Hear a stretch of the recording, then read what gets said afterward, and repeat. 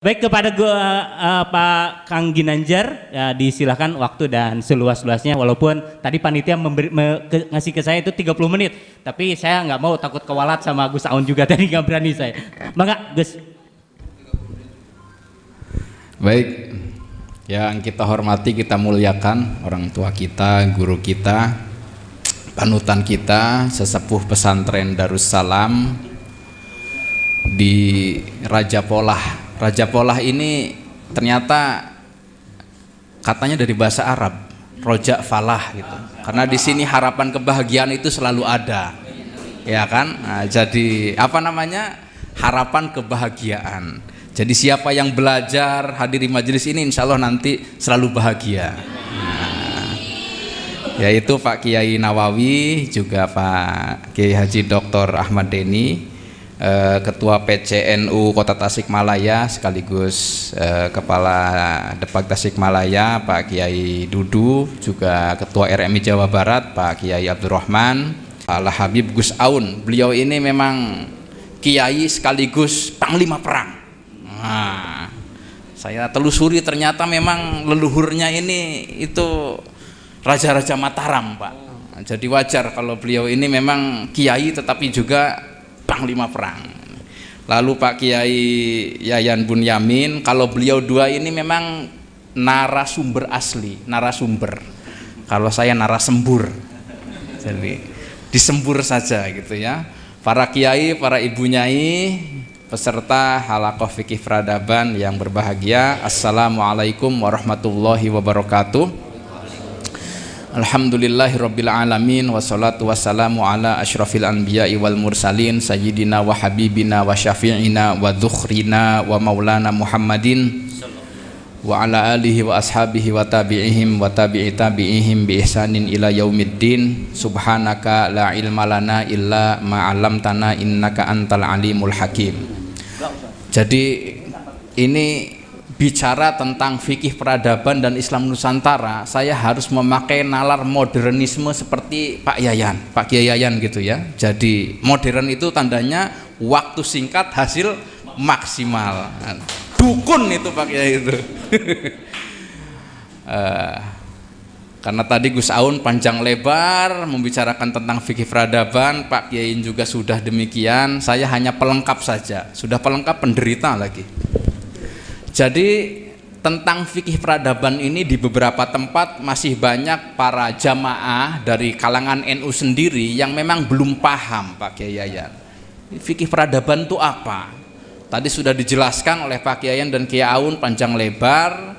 Saya sedikit menambahi, karena nanti ada yang menyangka fikih peradaban itu apa? Itu bid'ah apa lagi katanya kan? Islam baru apa lagi? Karena fikih itu yang kita aji dalam kitab-kitab konvensional klasik, ya fikih itu adalah ma'rifatul ahkam asy-syar'iyyah al-amaliyah al-mustanbatoh min adillatiha at-tafsiliyah. Itu ta'rif daripada ilmu fikih. Karena itu ada fikih itu fikih ibadah, ada fikihnya muamalah, fikih jinayah, fikih yang paling semangat ya yang bicara munakahah. Munakahah itu paling semangat gitu ya. Tetapi tiba-tiba ini ada fikih peradaban. Ini kira-kira pembahasannya apa? Kok ada fikih peradaban lagi? Nah, jadi bapak-bapak, ibu-ibu, sebenarnya istilah fikih pada masa dulu itu bukan semata-mata mutlak untuk ilmu yang berkaitan dengan syariah, tata cara ibadah, muamalah, munakahah, jinayah dan seterusnya. Tetapi dulu fikih ini cakupannya lebih luas. Contohnya Imam Abu Hanifah Nu'man, beliau itu punya satu kitab karangan berjudul Al-Fiqhul Akbar, ya kan? Atau fikih besar. Isinya apa? Tentang hadas besar atau bukan gitu ya. Ternyata isinya itu tentang ilmu kalam, tentang ilmu tauhid. Dan ilmu tauhid pada masa itu dinamakan sebagai Al-Fiqhul Akbar. Yang kedua, contohnya lagi, misalkan ada satu ulama masa lalu juga, namanya As-Sa'alibi. As-Sa'alibi ini mengarang satu buah kitab yang berjudul Fiqhul Lughah wa Sirrul Arabiyyah. Kira-kira ini kajiannya tentang apa? Apakah tentang fikih, hukum macam-macam air yang mewajibkan mandi besar dan sebagainya, tetapi ditinjau dari aspek bahasanya atau apa? Bukan. Ternyata Fiqhul Lughah karangannya Ats-Tsa'alibi ini itu berisi tentang bagaimana memahami tata bahasa Arab. Lalu yang ketiga masih tentang istilah fikih yang tidak melulu berkaitan dengan ilmu syariah secara khusus. Yang pertama ada Fiqhul Akbar, yang kedua ada Fiqhul Lughah Wasirrul Arabiyah karangannya Ats-Tsa'alibi.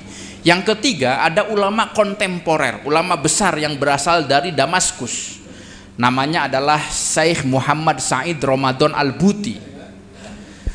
Syekh Al-Buti ini salah satu ulama ahlu sunnah wal jamaah dekat dengan KKNU yang wafatnya itu dibom oleh kelompok yang memang sukanya ya itu tidak setuju dengan amaliyah ahlu sunnah wal jamaah yang tadi disinggung bahayanya oleh Ki Aun ya.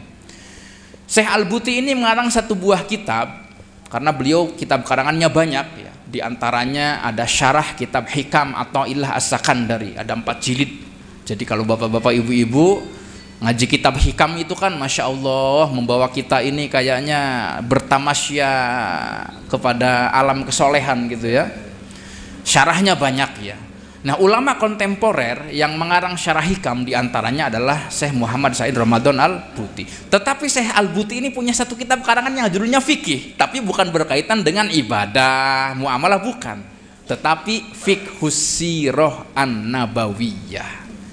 Judulnya adalah fikih sirah. Apakah isinya tentang bagaimana cara nikahnya Nabi, cara muamalahnya Nabi, syarat-syarat nikahnya Nabi, yang membatalkan wudunya Nabi? Bukan. Ternyata Fiqhus Sirah ini adalah kitab yang isinya mengenai apa sejarah hidup Nabi Muhammad dan bagaimana dikontekstualisasikan pemahamannya dengan kehidupan kontemporer seperti sekarang ini.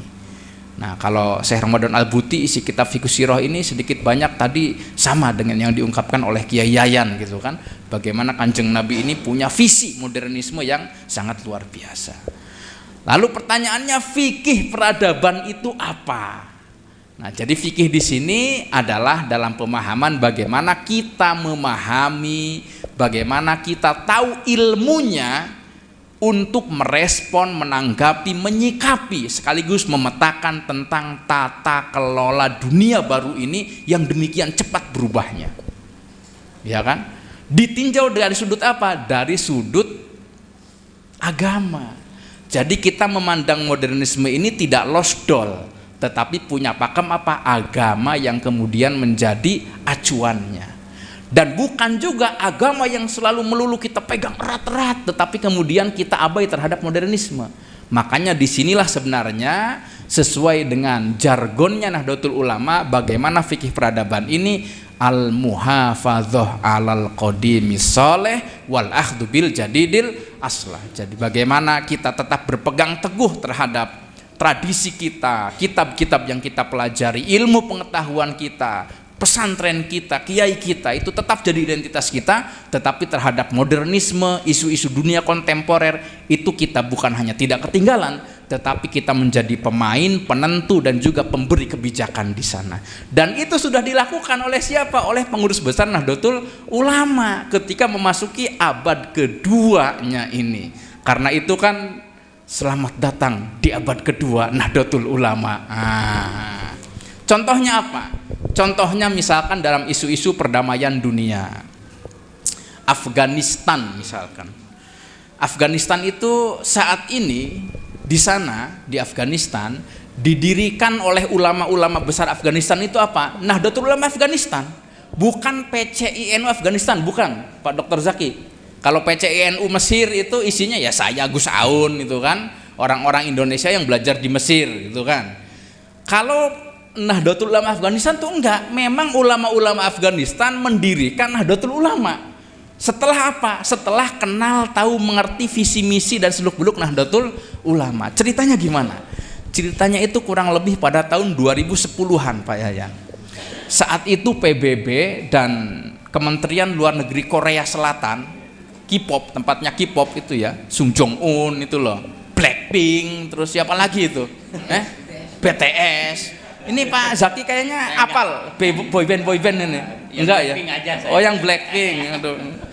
Jadi antara hitam dan merah muda gitu ya. Apa itu Blackpink itu?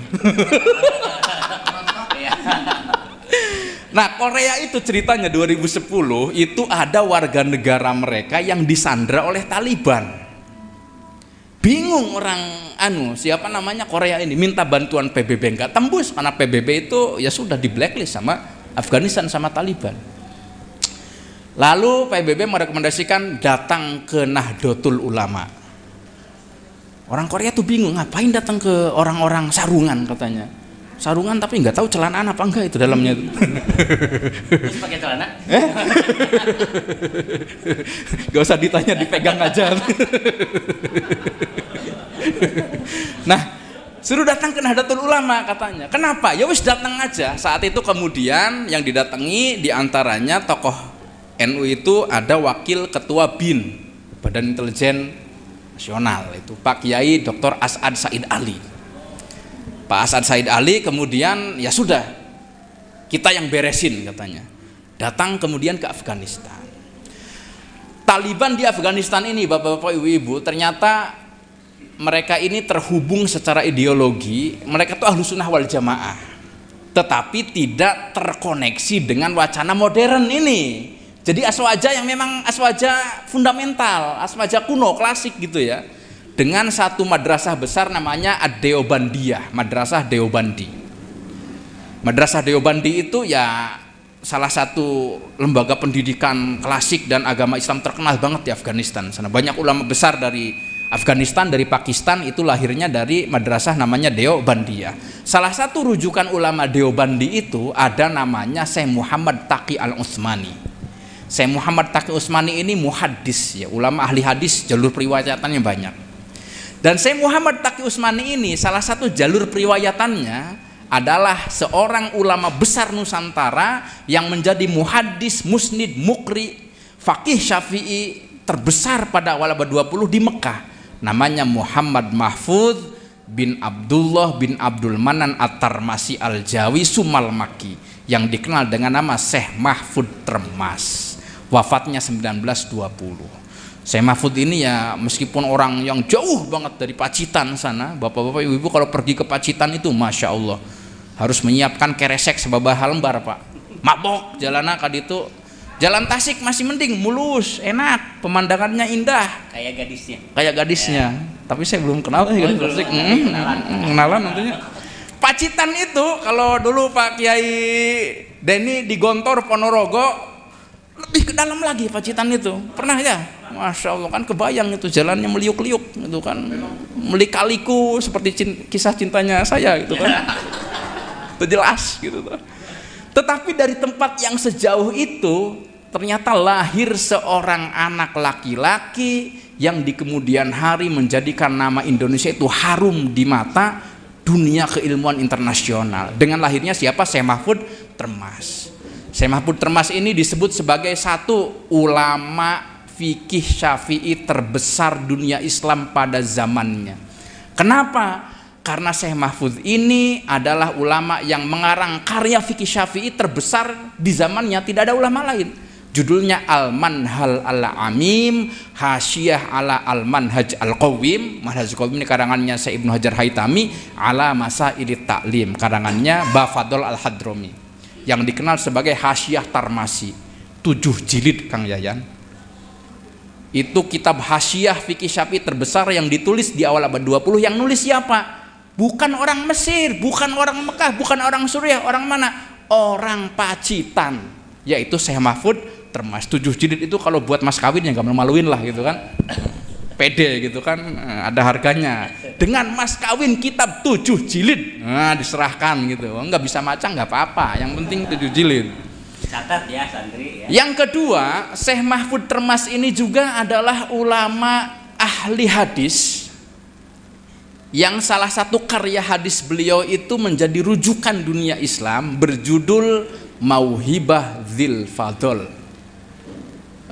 Manhaj Dzawin Nazar, Syarah ala Manzumah Ahlil Athar. Jadi ada satu kitab ilmu hadis karangannya Syekh Jalaluddin Asyuyuti Judulnya kitab Alfiyah Ilmil Athar atau Alfiyah Ilmu Hadis. Jadi kitab Alfiyah teh seueur bapak-bapak ibu-ibunya. Hiji aya Alfiyah ilmu tata bahasa Arab nahwu sorof nu dikarang ku Imam Jamaluddin Ibni Malik Al-Andalusi atau dikenal dengan Alfiyah Ibnu Malik. Ada juga Alfiyah dalam ilmu kedokteran yang dikarang oleh Ibnu Sina, judulnya Al-Juzah fit Tib. Ada juga Alfiyah 1000 bait dalam bidang ilmu hadis. Yang mengarang siapa? Syekh Jalaluddin As-Suyuti. Imam Suyuti ini yang juga mengarang tafsir Jalalain. Nah, yang mensyarah terhadap 1000 bait nazom Alfiyah ilmu hadis ini siapa? Syekh Mahfud Termas. Judulnya Manhaj Dawin Nazor. Yang ketiga, Syekh Mahfud itu juga punya karya dalam bidang ilmu qiraat asyroh. Ilmu yang langka sekali, dan karya ini dijadikan teks buku pegangan wajib di mana? Di Kulliyatul Quran wa Ulumihi Universitas Al-Azhar Mesir. Kitab ini berjudul Ghunyatut Thalabah Syarah ala Manzumah At-Thaibah fi Qiraatil Asyroh. Sayangnya yang banyak mengembangkan ilmu qiraat asy Syekh Mahfud itu di Timur Tengah, Pak. Di Indonesia itu saya belum menemukan ada pondok yang menjadikan ini kurikulum.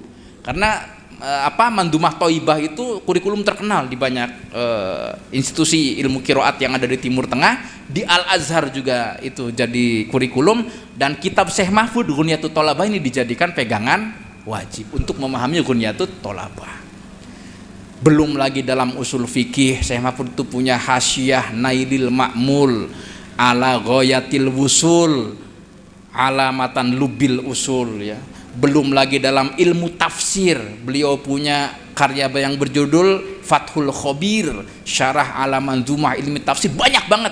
Termasuk halnya Syekh Mahfud ini adalah satu-satunya ulama Mekah di zamannya yang sanad keilmuannya itu paling high level atau sanadnya paling ali. Karena itu kitab beliau yang berjudul Kifayatul Mustafid Lima Ala Minal Asanid itu adalah kitab yang saat itu menjadi otoritas penting dalam ilmu sanad periwayatan berbagai ilmu keislaman. Itu siapa? Syekh Mahfud Termas. Kok hubungannya ke Syekh Mahfud Termas apa tadi ya? Saya sampai lupa Pak Yayan itu. Ulama Nusantara yang berkarya di ulama Nusantara yang berkarya di dunia luar, ya, di Timur Tengah, ya. Lalu Syekh Mahfud ini punya beberapa murid kesayangan. Di antara murid kesayangan beliau itu ada namanya Muhammad Hasyim Asy'ari. Muhammad Hasyim Asy'ari ini mukim 8 tahun di Mekah, Pak.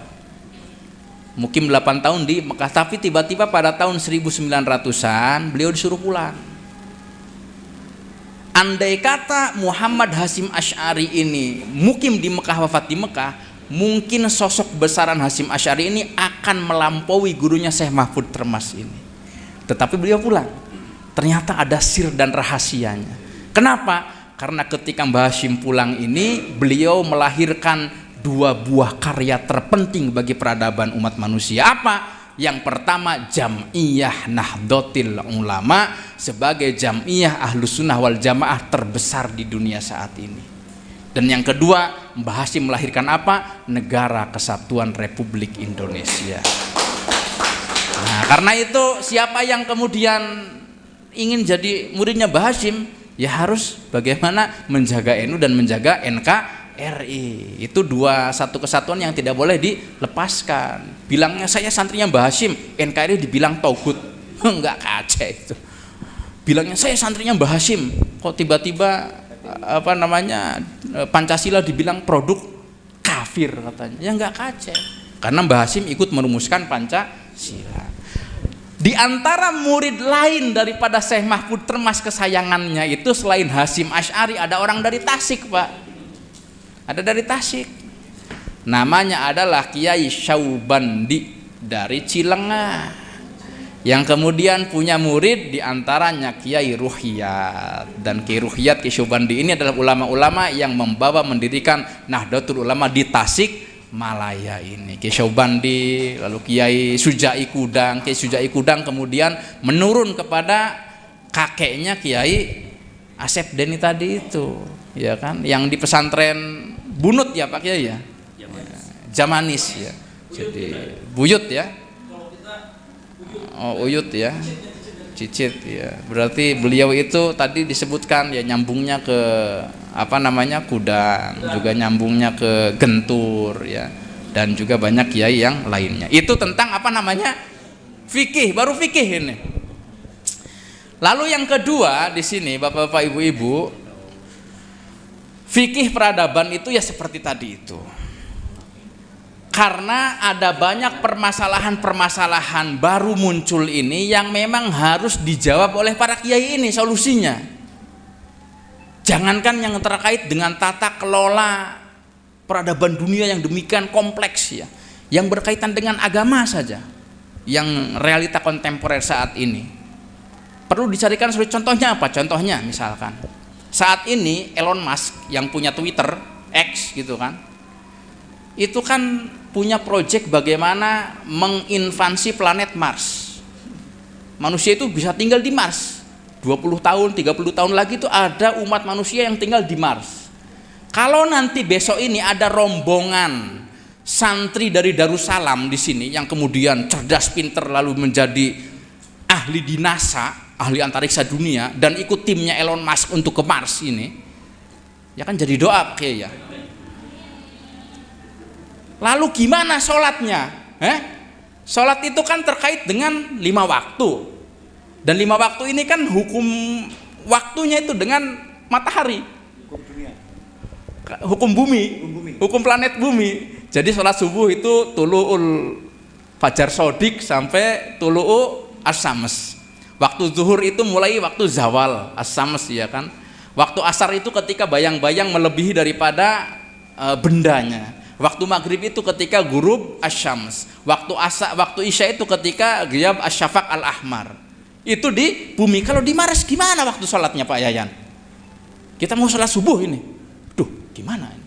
Di sana berbeda dengan di bumi timingnya. Itu baru masalah waktunya.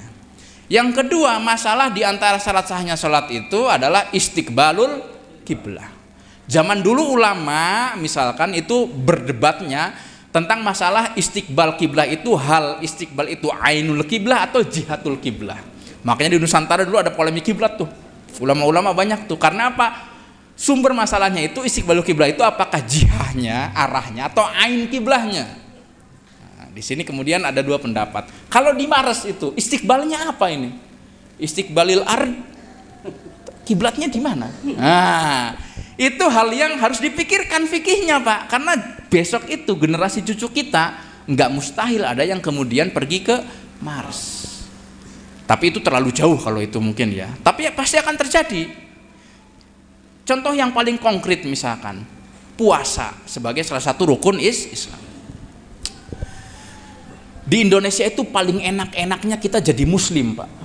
Puasanya itu yes, sahurnya 4:30, jam 5, maghribnya jam 6, setengah 6. Puasanya itu durasinya sepanjang tahun itu 12 jam, 13 jam gitu ya. Berbeda kalau misalkan bapak-bapak ibu-ibu tinggal di wilayah yang dekat dengan kutub, utara atau selatan. Contohnya misalkan di mana? Di negeri-negeri Skandinavia. Swedia, Finlandia, Norwegia, belum lagi ke atas lagi di Greenland atau Iceland. Karena ini sudah terjadi, orang Indonesia sudah banyak yang tinggal di sana, ya kan? Masalahnya adalah begini, durasi waktu siang yang ada di negeri-negeri itu ketika musim panas itu antara bulan Juni sampai Agustus. Itu tulu'ul fajrinya, mulai fajar dan terbit mataharinya kemudian itu jam 2 malam Pak. Jam 2 malam. Jam 2 itu sudah fajar. Syuruk itu jam 3.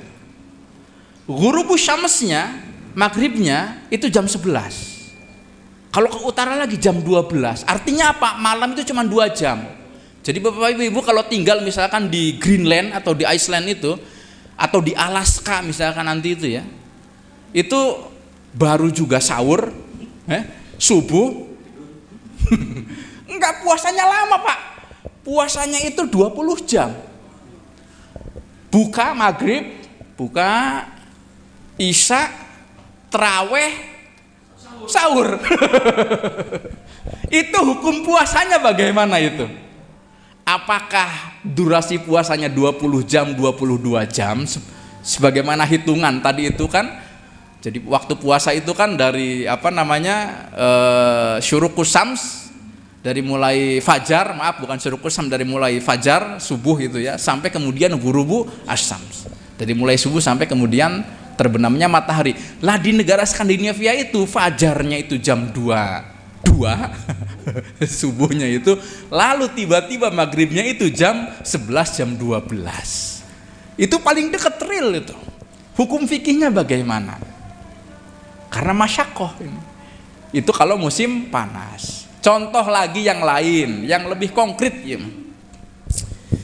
Ada banyak saudara-saudara kita dari Nahdlatul Ulama ini, mungkin juga keluarga kita, entah itu bibi orang, uwa orang, mantan, aduh bahaya kok ke mantan ini Pak, itu yang bekerja sebagai buruh migran di negara-negara Asia Timur kayak di Hong Kong ya kan, atau di Taiwan, atau di Korea, atau di ya daerah sana lah.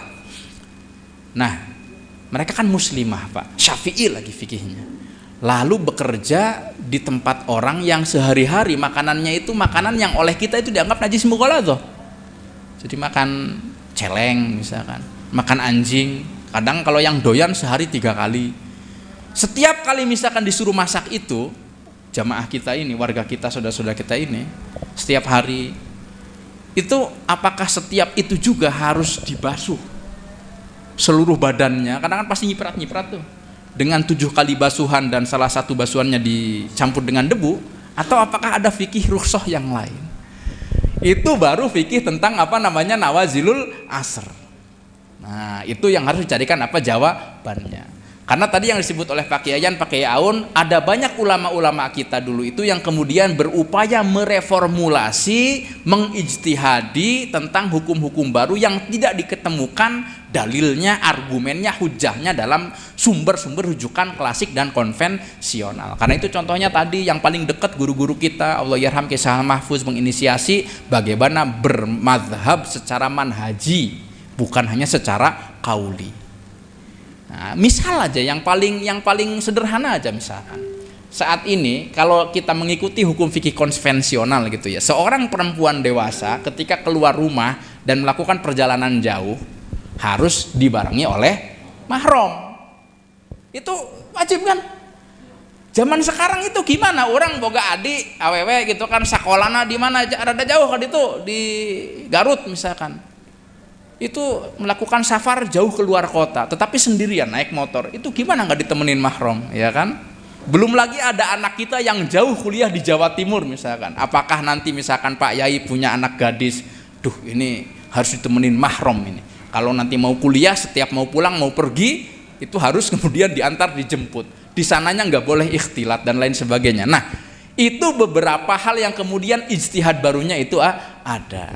Nah karena itu saat ini diperlukan tadi itu ya, formulasi tentang bagaimana tentang saat ini Negara Kesatuan Republik Indonesia. Apakah NKRI ini kira-kira sudah sesuai dengan syariat Islam, atau kira-kira seperti dianggap oleh saudara-saudara kita yang lain yang di sebelah itu, NKRI itu adalah negara togut, negara kafir, dan karena togut kafir boleh diperangi. Apakah kemudian saat ini hubungan antara muslim dengan non muslim itu antara muslim dengan kafir harbi atau zimmi atau muahid, itu harus dirumuskan Pak.